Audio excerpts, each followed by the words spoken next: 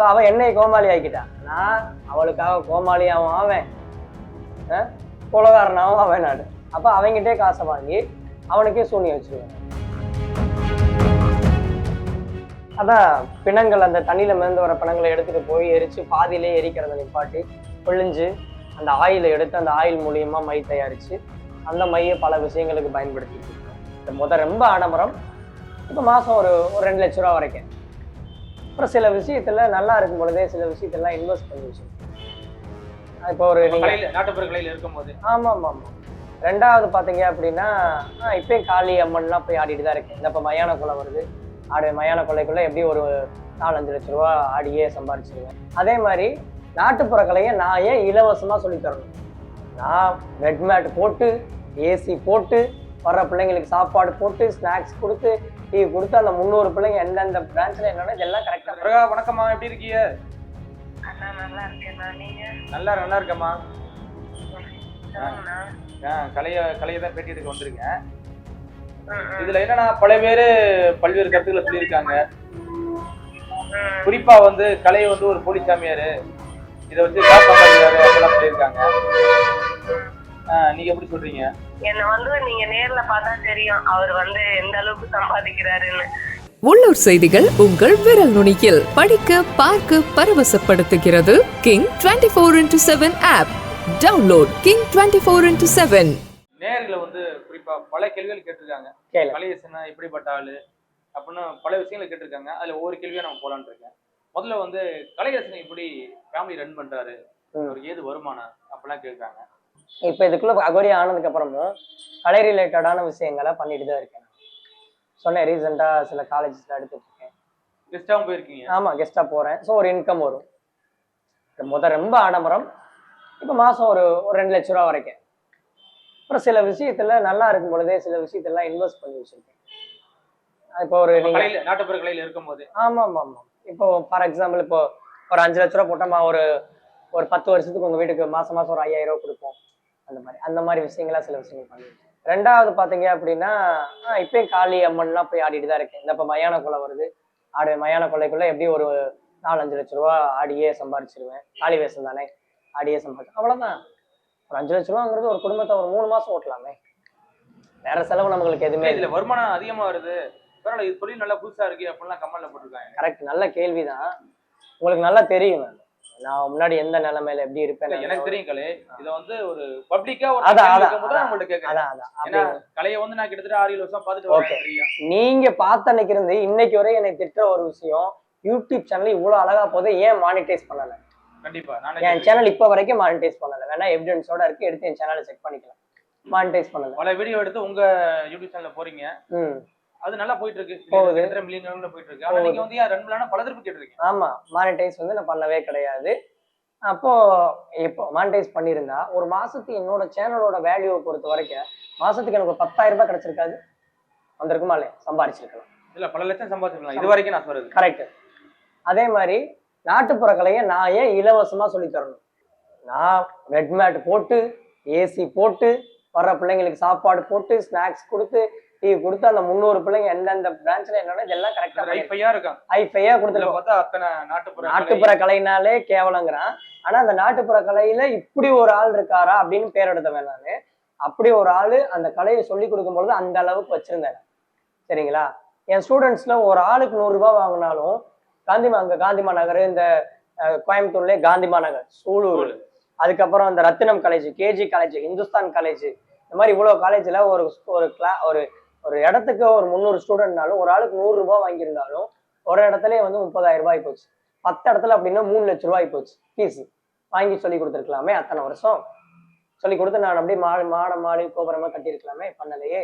ஒரு கவர்மெண்ட் ரிலேட்டடா ஒரு அரசு விழிப்புணர்வு நிகழ்ச்சி, ஒரு ரயில்வே ஸ்டேஷன், ஒரு பஸ் ஸ்டாண்ட்ல இங்கெல்லாம் பண்றாங்கன்னா நான் என் டீமை என் சைட்ல இருந்து என்னோட சேவை பண்றதுக்காக என் டீமை கொண்டு போய் ஃப்ரீயா பண்ணி தருவேன். இது கவர்மெண்ட் தானே, ஒரு 30,000 50,000 இன்கம் டேக்ஸ் டிபார்ட்மெண்ட் ஒரு 50,000 1 லட்சம் வாங்கலாமே, வாங்கலையே. சரி, ஒரு அரசியல் ரீதியா ஒரு 150 பேரை கூட்டு போய் பண்றேன்னா, ஒரு 5 பேர்த்த கூட்டு போய் பண்றேன்னா எப்படினாலும் அந்த ஒரு 3 மணி நேரம், ஒரு 10 மணி நேரம் கூட ஆகும். ஒரு நாளோ 3 மணி நேரமோ ஒரு 5 லட்ச ரூபா நான் வாங்கலாமே, ஏன் வாங்கல? அது ஒரு சர்வீஸ் என்ன இருக்குல்ல, நான் படிச்சது ஆசிரமத்துல எனக்கு விதைச்சது சேவை பண்ணணுங்கிற எண்ணத்தை வாங்கியிருக்கலாம். அதுக்கு மேல என்னோட social media, Insta, YouTube Moj Josh இது எல்லாத்துலேயுமே ஃபெமிலியரான ஒரு ஆளுங்க, ஃபெமிலியரான ஒரு ஆள் தானே.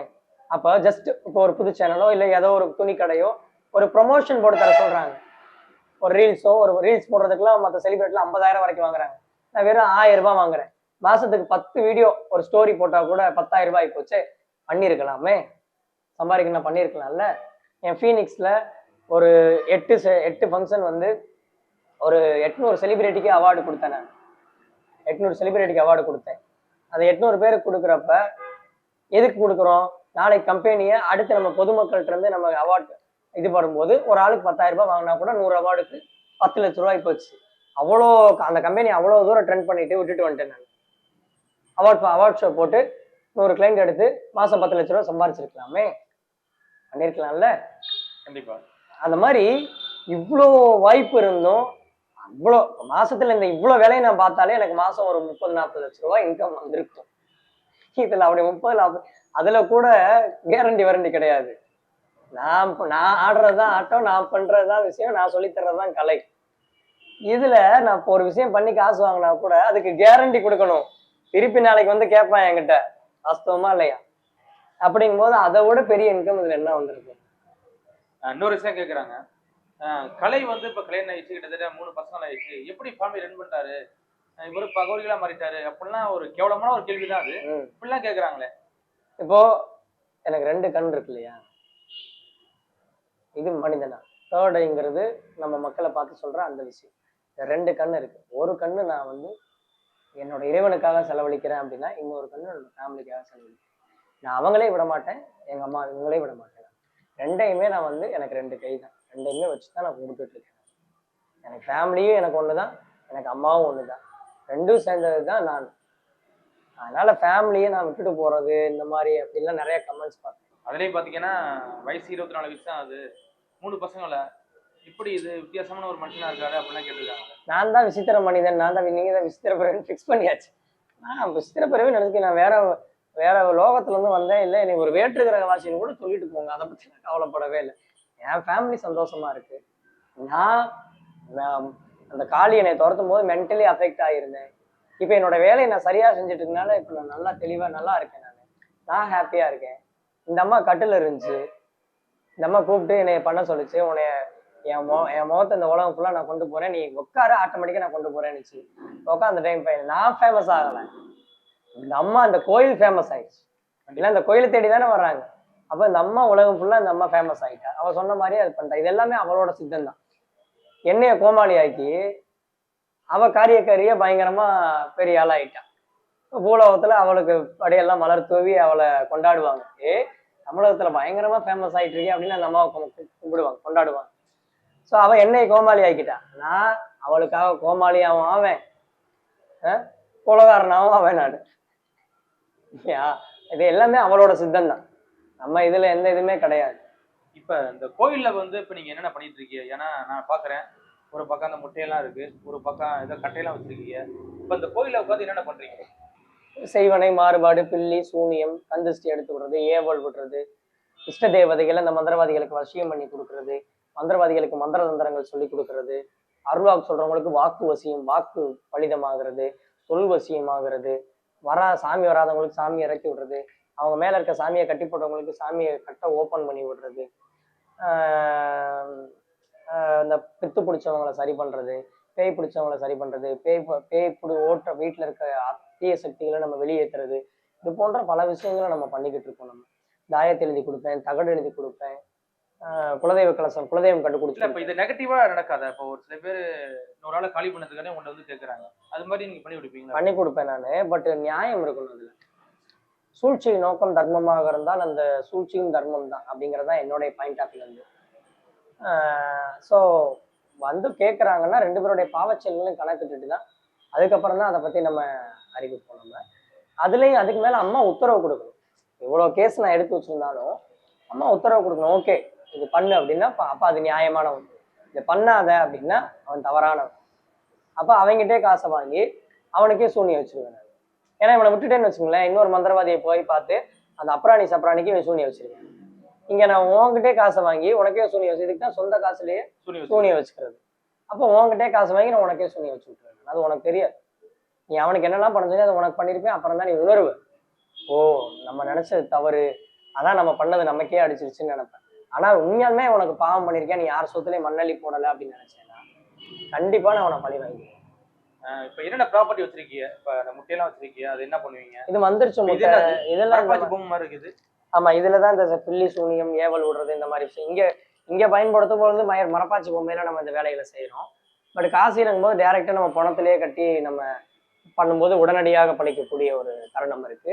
இது நம்ம அந்த பணத்தை எடுத்து சாப்பிட்றதுக்கான இன்ஸ்ட்ருமெண்ட். இது இந்த பேய் இந்த மாதிரி இருக்கவங்க இது மேல தலையில வைக்கும்போது அவங்க ஆடுவாங்க, வைப்பாங்க, செய்வாங்க, அது கண்டுபிடிக்கிறதுக்காக. இதுல செங்காலி, கருங்காலி, நாய் மிரட்டி, பேய் மிரட்டி, தொட நடுங்கி, கிடு நடுங்கி, ஏறு சிங்கி, வீறு சிங்கி, இந்த மாதிரி விஷயங்கள்லாம் இதை வச்சு இதில் அந்தந்த தொழில் அந்தந்த விஷயத்துக்கான மாந்திரிகத்துக்கு அந்தந்த மூலிகை வேர்களை நம்ம பயன்படுத்துவோம். டெட் பாடி ஆயில இருந்து மைய எடுப்போம். அந்த மைய சில விஷயம் இதை பல தரப்பு கேட்கலாம்னு நினைச்சேன். இந்த மைய எப்படி எடுக்குறீங்க? அதான் பிணங்கள், அந்த தண்ணியில மிதந்து வர பிணங்களை எடுத்துட்டு போய் எரிச்சு பாதியிலே எரிக்கிறத நிப்பாட்டி ஒழிஞ்சு அந்த ஆயிலை எடுத்து அந்த ஆயில் மூலியமா மை தயாரிச்சு அந்த மையை பல விஷயங்களுக்கு பயன்படுத்திட்டு இருக்கணும். இது பேசிக்காவே எனக்கு எல்லா இடத்தையும் வசியம் பண்ணி கொடுக்கும். அது மாதிரி மற்றவங்களுக்கு கொடுக்கும் பொழுது அவங்க என்ன கேட்டு சொல்றாங்களோ அது மாதிரி உருவேற்றி, நேற்று கூட ஒருத்தவங்களுக்கு கர்நாடகாலேருந்து ஒரு அம்மா வந்துருந்துச்சு, பணம் வர வேண்டியது இருக்கு அப்படின்னு, அவங்க மேல தடை விடுங்க அப்படின்னு. இந்த நைட்டு நேற்று காலையில வந்துட்டு நேற்று ஈவினிங் போயிருக்கிறாங்க, நைட்டு தடவி இருக்கிறாங்க. ஸோ இன்னைக்கு சாயங்காலத்துக்குள்ள அவங்க ரிசல்ட் சொல்லுவாங்க. அந்த மாதிரி எந்தெந்த விஷயத்துக்கு தேவையோ அந்தந்த விஷயத்துக்கான மந்திரங்களை சொல்லி மைய உருவேற்றி கொடுத்துருவோம். அந்த மாதிரி வசிய மைக்கள் பயன்படும். மந்திரிச்ச முட்டைகள் அந்த மாதிரி தான், மந்திரிச்ச தேங்காய் அந்த மாதிரி தான், எலுமிச்சம்பழம் அந்த மாதிரி தான். அதே மாதிரி இந்த கோயிலுக்கு வர எல்லாருக்குமே நான் பேசிக்காக திஷ்டி எடுத்து விட்டுருவேன். ஃபார் எக்ஸாம்பிள் எதுக்கு அப்படின்னா, நம்ம நிறைய மாந்திரியம் பண்ணிட்டு இருக்கிறோம், பில்லி சூனியம் வைக்கிறோம், சில ஏவல்களை கூப்பிட்டு இங்கே நிப்பாட்டியிருப்போம், சில இஷ்ட தேவதைகள் நிப்பாட்டியிருப்போம், ஒரு மோகினி நிப்பாட்டியிருப்போம், ஒரு யக்ஷினி நிப்பாட்டியிருப்போம், குட்டிச்சாத்தான்களை நிப்பாட்டியிருப்போம், சில பேயை பிடிச்சி இந்த சைட்லேயே தெரியாமல் விட்டுருப்போம். இதெல்லாம் இங்கே நிற்கும். சில பேய்க்கு ஆன்மாக்கள் மோட்சம் வேணும்னு கேட்டுட்டு நிற்கும். அப்போ நேரடியாக நம்ம ஒரு சில நேரம் கண்ணுக்கு தெரியும், ஒரு சில நேரம் கண்ணுக்கு தெரியாது. அப்போ தெரியாத பட்சத்தில் இங்கே வர்றவங்க மேலே யார் மேலேயாவது பூந்து அதோட ஆசையை தீர்த்துக்க பார்ப்போம். அப்படிங்கிற பட்சத்தில் அவங்க எல்லாத்துக்கும் நம்ம திருஷ்டி எடுக்கும் பொழுது அது இங்கே இருக்கிறது எதுவுமே அவங்களை அண்டாமல் நல்லபடியாக அவங்க வீட்டுக்கு போவாங்க. இந்த மாதிரி நிறைய விஷயங்கள் இருக்கு. எல்லாத்தையுமே நான் ப்ராப்பராக நீங்களாம் நல்லபடியாக பண்ணிட்டு இருக்கேன். எனக்கு எந்த சங்கடம், மன சங்கடங்களோ எதுவுமே கிடையாது. என்கிட்ட வந்துட்டு போகிற பக்தர்களுமே யாருமே, ஃபார் எக்ஸாம்பிளுக்கு ஒரு 2 கால் பேசுவோம், சரிங்களா? 2 கால். ஓகே. செல் வீடியோ பார்க்குற மக்கள் நம்பணும் இல்லை? நிச்சயமா நான் நம்புறேன். பட் மக்களை எப்படி நம்ப வைக்கிறேன்னு தெரியல. 2 கால் இல்ல, முதல்ல இப்ப உங்களை ஃபேமிலி எப்படி எந்த அளவுக்கு ரன் பண்றீங்க? உங்க வீட்டுல பிரகா என்ன சொன்னாப்புல? இப்ப பிரகாட்ட பேசுறீங்க? ஆமா. ஏன்னா இப்ப நீங்க அகோரியில மாறினதுக்கு அப்புறம் என்னதான் இருந்தாலும் ஒரு வருத்தம் இருக்கும். இப்படி 3 பசங்களை விட்டுட்டு இப்படி அகோரியில மாறிட்டாரு, எந்த அளவுக்கு ஃபேமிலி ரன் பண்றீங்க அப்படின்னு கேட்கலாமா? கேட்கலாம்.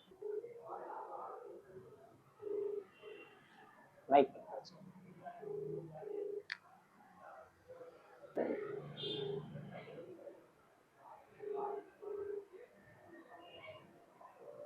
ஹலோ பிரகா, வணக்கம்மா, எப்படி இருக்கீங்க? அண்ணா நல்லா இருக்கேண்ணா, நீங்க? நல்லா இருக்கம்மா. சொல்லுங்கண்ணா. கலையை தான் பேட்டி எடுக்க வந்திருக்கேன். இதுல என்னன்னா பல பேரு பல்வேறு கருத்துக்களை சொல்லியிருக்காங்க. குறிப்பா கலையை ஒரு போலிச்சாமியாரு, இதை வச்சு காசு சம்பாதிக்கிறாரு அப்படிலாம் சொல்லியிருக்காங்க. நீங்க எப்படி சொல்றீங்க? நான் என்ன சொல்ல வரேன்னா, இப்ப இது மூலியமா என்ன சம்பாதிக்க முடியும்? ஒரு குறிக்கு மேக்சிமம் எவ்வளவு பார்க்க முடியும்? இதெல்லாம் சம்பாதிக்க முடியாது. நானே முழுக்க அவரை இதுல இருந்து வெளியே கொண்டு வரணும்னு தான் நான் நினைச்சிட்டு இருக்கிறேன். அவர் தான் ஏதோ கொஞ்சம் அந்த ஆன்மீகத்துல அந்த காசி எல்லாம் போயிட்டு வந்ததுனால கொஞ்சம் அவர் ஒரு மாதிரி ஆயிட்டாரு. ஒரு மாதிரினா அந்த ஆன்மீகத்துல அதிகமா ஈடுபாடு, நான் பிறகு சாப்பிடுறது சம்திங் இதெல்லாம் என்கிட்ட சொல்லி, சரி ஓகே நானும் விட்டுட்டேன் கொஞ்ச நாளைக்கு. அவ்வளவு அதான். மற்றபடி நார்மல் லைஃப் எங்களுக்கு இதெல்லாம் வருமானமே கிடையாது. நான் இன்னமும் கஷ்டப்பட்டுட்டு தான் நான் இருக்கிறேன். அவரு இந்த மாதிரி விட்டுட்டு இருக்கிறது இது சம்பாதிக்கிறதுக்காக இல்லை. அவர் அப்பத்துல இருந்தே இந்த குறி சொல்றது இதெல்லாம் இருக்கிறதுனால தான் நான் விட்டு இருக்கேன். இப்போ சரி ஓகே அதான் சொன்னா அதை பண்ண உங்க மன நிம்மதிக்காக பண்ணதான் தான் விட்டு இருக்கேன். சம்பாதிக்கிறதுக்காக எல்லாம் கிடையவே என்ன சொல்றாருன்னா, யாரு? சொல்லுங்க நீங்க சொல்லுங்க. இல்லம்மா, இப்ப அவரு கோயில உட்காந்து குறி சொல்லிட்டு கிட்டத்தட்ட பல லட்சம் ரூபாய் சம்பாதிக்கிறாரு, தொழில் நல்லா போயிட்டு இருக்கு அப்படிலாம் நிறைய பேர் சொல்றாங்க. அதுதான் எனக்கே தெரியல எப்படி இதுல என்ன நீங்க நேர்ல பார்த்தா தெரியும் அவர் எந்த அளவுக்கு சம்பாதிக்கிறாருன்னு. எனக்கு தெரியுமா, இது வந்து மக்களுக்கு தெரியப்படுத்தணும்ல, அதனாலதான் உங்களுக்கு கால் பண்றேன். அதுதான் இப்ப இப்ப இப்ப தெரிஞ்சுப்பாங்க மக்கள் இதெல்லாம் வருமானம் எல்லாம் கிடையாது, இதுல நான் விட போறதும் கிடையாது. அவரை திரும்பி அவர் பழைய மாதிரி பழைய ஃபீல்டுல அவர் காலை எடுத்து வைக்கதான் போறாரு. நான் அதுக்காக தான் போராடின்னு இருக்கிறேன். நான் ஏன் இன்னும் சோசியல் மீடியால எதுலுமே வரலன்னா அது காரணமும் அதான். எனக்கும் மன கஷ்டம்தான். இல்ல பல பேர் என்ன கேக்குறாங்கன்னா, ஒய்ஃப் 3 பசங்களை விட்டுட்டு இது மாதிரி அகோரியா மாறிட்டாரு, எதுக்கு இவருக்கு பொண்டாட்டி பிள்ளை அப்படிலாம் கேக்குறாங்க. அப்படியெல்லாம் அவர் விடல, நான் தான் விட்டேன் அவரை. சரி ஓகே உன்னோட சந்தோஷத்துக்காக இதை பண்றியா பண்ண அப்படின்னு. மத்தபடி அவரு என்ன ஃபீல்டுல போனாலும் சம்பாதிக்கணும்னு நினைக்க மாட்டாருன்னா. இதுதான் முழுக்க முழுக்க உண்மையான ஒரு விஷயம் எனக்கு தெரியும். ஏன்னா எங்க 2 பேருக்கு நிறைய சண்டை வருது. லாஸ்ட் டைம் ஒரு நியூஸ் வந்துச்சு பாத்தீங்களா, நான் ஓடிட்டேன்னு. ஒரு இது 6 மாசம் குழந்தை விட்டு ஓடிட்டாப்ல அப்படிலாம். இந்த மாதிரி சேவை இந்த பீனிக்ஸ் ஃபங்க்ஷனுக்கு எல்லாருக்குமே ஃப்ரீ அவார்டு எல்லா ரூம்ல எடுத்து கொடுக்குறாரு, எல்லாருக்குமே செலவு பண்றாருன்னு தான் நான் அது அந்த மாதிரி பண்ணேன். அவருக்கு முழுக்க முழுக்க எந்த ஃபீல்டுல போனாலும் சேவை சேவை சேவை, மக்களோட கஷ்டம். அதுதான் ஃபேமிலியை பார்க்கணும்னு கூட முக்கால்வாசி அவருக்கு தோணாது. எங்களுக்குள்ள வர சண்டையே அது ஒண்ணுதான். கண்டிப்பாமா. இப்ப இங்கே பல விஷயம் பண்ணிட்டு இருக்காரு. பேசாம மக்கள் நினைக்கிற மாதிரி பேமெண்ட் வாங்கிட்டு பண்ணிடலாமே. ஏன்னா நான் என்னன்றேன்னா வேணான்றேன், தேவையில்லை. உன் இவ்வளவுலாம் இப்ப இந்த ஃபீல்டுல இவ்வளவு பேர் எடுத்து எதுக்கு இதை பண்ற? வேணாம், நீ திரும்பி பழைய மாதிரி சம்பாதிக்கிறதுக்கு 1000 வழி இருக்குண்ணா. நாங்க நல்ல வீடியோ போட்டாவே எங்களுக்கு வீடியோல நல்லா பண்ணும். அவர் இந்த ஃபெமிலியருக்காகலாம் அவங்க சாமியார் கிட்ட போட்டு உக்காரணும்னு அவசியமே கிடையாது. ஏன் இதுக்கு முன்னாடி நாங்க மீடியால எங்க ஃபேஸ் தெரியவே தெரியாதா? இப்பதான் பாக்குறோமா? நிறைய சாமியார் இப்ப ஏதாவது இன்டர்வியூல பாக்குறோம், சாமியாராதான் முத அவங்க வெளியவே வராங்க. அப்படி ஒண்ணும் இவர் வெளியே வரணும்னு அவசியமே இல்லையே. இல்ல இன்னொரு விஷயம் என்ன சொல்றாங்கன்னா, கலையரசனை இப்ப பொண்டாட்டி பிள்ளைலாம் தெருவுல விட்டு வந்துட்டாங்க அப்படிலாம் சொல்றாங்கம்மா. ஐயோ அது எப்படின்னா, இல்ல இல்ல நாங்க நல்லா இருக்கோம்ண்ணா உண்மையாவே. அப்படியெல்லாம் அவரு விடல, நான் விடாம இருந்தா சரி அவரை, அவ்வளவுதான். மத்தபடி அவரு குழந்தை குட்டி மனைவி யாரையும் விடல, எல்லாரையும் நல்லாதான் பாத்துக்கிறாரு. சரிங்கம்மா சரிங்கம்மா, பாத்துங்க பசங்க நல்லா பாத்துக்கங்க, உடம்பு பாத்துக்கங்க. இந்த கலைட்ட கூட சரிம்மா கூப்பிட்றேம்மா. அடுத்து தேனி மாவட்டத்தில் போடிநாயக்கனூர் சந்தனமாரியம்மன் கோயிலில் நான் இப்படிலாம் இவ்வளோ வருஷமா பண்ணிட்டு இருந்தேன் அப்படிங்கிறது உண்மையா பொய்யா அப்படிங்கிறத பார்த்தோம். எல்லாத்துக்குமே ஆதாரத்தோட மக்களுக்கு நிரூபிச்சிருங்க. அடுத்து குறிக்கு இங்கே வரவங்க. அண்ணே வணக்கம்ண்ணே. அண்ணே பரவாயில்ல, சேனல்ல லைவ்ல போயிட்டு இருக்கு, உங்களுக்கு கால் பண்ணியிருக்கேன். நம்ம போடி சந்தனமாரியம்மன் கோயில்ல நான் இவ்வளவு வருஷமா சின்ன வயசுல இருந்து பண்ணதெல்லாம் அப்படிலாம் ஒண்ணும் இல்லவே இல்லை. கலையரசன் ஒரு போலி சாமியாருன்னு சொல்றாங்க. அது என்னன்னு நீங்க அந்த சேனல்காரவங்க பேசுவாங்க, அவங்க கிட்ட நீங்க சொல்லுங்க. அண்ணே வணக்கம்ண்ணே. வணக்கம் சார். இப்ப நான் போடி சந்தனமாரியம்மன் கோயில்ன்றது பெரிய ரீச்சான கோயில் சார். ஓகேண்ணே. அந்த கோயில்ல கிட்டத்தட்ட அவர் சின்ன வயசுல இருந்து பிறந்து வளர்ந்ததுல இருந்து அவருக்கு ஒரு சாமி பக்தி இருக்கு. அவரு அவர் கிட்டத்தட்ட எனக்கு விவரம் தெரிஞ்சு ஒரு 13 வருஷம் 15 வருஷமா அங்க நான் டிரான்ஸ்போர்ட்ல கண்டக்டரா இருக்கேன். இந்த ஏரியாவில் கிட்டத்தட்ட சந்தனமாரியம்மன் ஒரு 10,000 பேர் 5,000 பேர் கூடுவாங்க அந்த சித்திரை திருவிழாவுக்கு மட்டும். சித்திரை திருவிழா மட்டும். ஆனா அது அவருக்கு உண்மையிலே பக்தி இருக்கு. அவரோட வீடியோலாம் கூட நாங்க கோயில்ல இருந்து கூட வச்சிருக்கோம், கூட அனுப்புறோம். இன்னமும் இருக்கு, நீங்க வச்சிருக்கீங்க? இருக்கு. இல்ல வாக்கெல்லாம் சரியா சொல்லுவாருண்ணே. இப்ப இன்னைக்கு இங்க ஒரு கோயில குறி சொல்லிட்டு இருக்காரு, நிறைய வாக்கெல்லாம் சொல்லிட்டு இருக்காரு. அவருக்கு மேக்சிமம் குறைஞ்சது ஒரு 5,000 பேராவது அவங்க வரும்போது, அவர் ஆடி வரும்போது ஒரு காலில் விடுவாங்க, ஆசீர்வாதம் வாங்குவாங்க. அது இப்பயும் இருக்கு. இந்த வருஷம் சித்திரை திருவிழாவோட பார்க்கலாம், நேச்சுரா பார்க்கலாம் நீங்க. இல்லண்ணா இப்ப எல்லாரும் என்ன சொல்றாங்கன்னா, கலை ஒரு போலி சாமியாரு அப்படின்னு சொல்றாங்கல்ல? இல்ல அதெல்லாம் கிடையாது, அதெல்லாம் கிடையாது. எங்களை பொறுத்த வரைக்கும் இல்ல திடீர்னு வந்தனால சொல்றாங்களா இப்படி? என்ன சார்? இல்ல அவரு கலை இப்பதான் ஒரு முன்னாடி நாட்டுப்புற கலைஞனா இருந்தாரு, இப்ப திடீர்னு அகோரிகளா மாறினதுக்கு அப்புறம் அப்படி சொல்லிட்டு இருக்காரு. ஆன்மீகத்துக்குள்ளே திடீர்னு தான் வந்தேங்கிறாங்க. இல்ல நீங்க அவர் கலை ஆன்மீகத்துக்குள்ளே திடீர்னு தான் வந்தாரு அப்படின்னு சொல்றாங்களே? ஆன்மீகத்துல 7 வயசுல இருந்து இருக்கு நான் பார்த்த அளவுக்கு. நான் என் பக்கத்துல நான் சோறு கடை ஒண்ணு வச்சிருக்கேன், கோயில் பக்கத்துலேயே அந்த கோயில் பக்கத்துல 7 வயசுல இருந்து அனாதை ஹாஸ்டல்ல இந்த பையன் படிச்ச பையன். இங்க அனாதை ஹாஸ்டல்ல தான் படிச்சுட்டு இருந்தேன். நான் வந்து அந்த ஏரியா வந்து ஒரு கிட்டத்தட்ட ஒரு 3000 தலைக்கட்டு இருக்கு, 3000 தலைக்கட்டு இருக்கும் தலைவர் அந்த ஏரியால.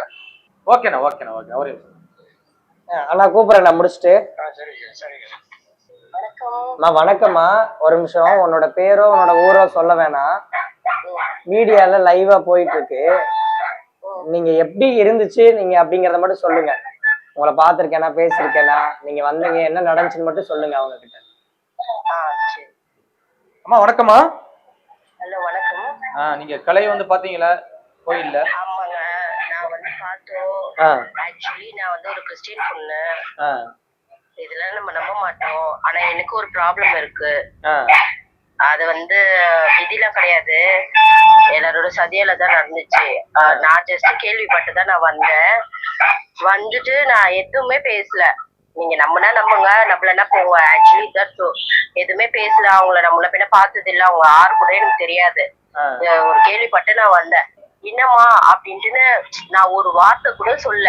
என் மனசுல என்னென்ன இருந்துச்சோ அப்படியே அவரு சொல்லிட்டாரு. A to Z அப்படியே சொல்லிட்டாரு. அதுக்கப்புறம் தான் அவர் வந்து என்னோட பேரே கேட்டாரு. அப்புறம் தான் நான் என் பேரை சொன்னேன். அதுக்கப்புறம் தான் விஷயம் என்னன்றது சொன்னேன். நான் சொல்றதுக்கு முன்னாடி எல்லாத்தையும் அவரே சொல்லிட்டாரு. அந்த மாதிரி. நன்றிம்மா. அந்த ஒரே நிமிஷம். சரிம்மா, நான் கூப்பிடுறேம்மா. ஸோ இது ஒரு பொதுமக்கள், யாருன்னே தெரியாத ஒருத்தவங்க சொல்றாங்க இல்லைங்களா, அந்த மாதிரி தான். இந்த பொண்ணு நேற்று ரொம்ப வருத்தப்பட்டுச்சு. ஆனா என்னன்னா அவங்களை எப்படி இது பண்றாங்க அப்படின்னு சொல்லி. இத்தனைக்கு கிறிஸ்டின், இந்த மாதிரி முஸ்லீம்ஸை நான் கருவறைக்குள்ள கூட்டு போய் நான் மந்திரிச்சேன்னு சொல்ல தருவேன்.